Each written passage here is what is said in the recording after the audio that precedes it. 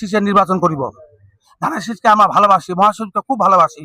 জাতীয় সংসদ নির্বাচনে ঠাকুরগাঁওকে বিএনপি মহাসচিব মির্জা ফখরুল ইসলাম আলমগীর, ধানের শীষ প্রতীকে বাংলাদেশ ইসলামী ছাত্র শিবির সাবেক কেন্দ্রীয় সভাপতি দেলোয়ার হোসেন দাঁড়িপাল্লা প্রতীকে নির্বাচন করতেছেন। আপনি আপনার এলাকায় কার জনপ্রিয়তা দেখতেছেন? আমরা এই প্রতীক লেনে 8 নম্বর ইউনিয়নে 1 নম্বর ব্লকের, আমার নাম আব্দুল গফর। আমরা ধানের শীষের নির্বাচন করিব। ধানের শীষকে আমরা ভালোবাসি, মহাসচিবকে খুব ভালোবাসি। আর মহাসচিব ভোটে জয় করলে আমার ঠাকুরটা উন্নয়ন হবে ভালো। আমরা তো জামাতক দিতে যাব না। জামাত তো এজাকার ছিল, 71 এজাকার মা বোনের ইজ্জত নষ্ট করেছে, কত গুণাগার করেছে, লোকের হিসাব ছিল না। এই জামাতকে আমরা কেন ভোট দিব? আমরা মহাসচিবকে ভোট দিব।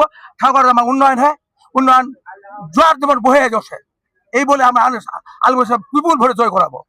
এর আগে তো মহাসচিব একবার এমপি ছিলেন, মন্ত্রী ছিলেন, তখন কি কি উন্নয়ন হয়েছে? তখন উন্নয়ন কইছে, কিছু কইছে, মেলা কইছে আলমগীর স্যার, ওই যে কেন্দ্রের ওইটা অফিসটা করা কইছে।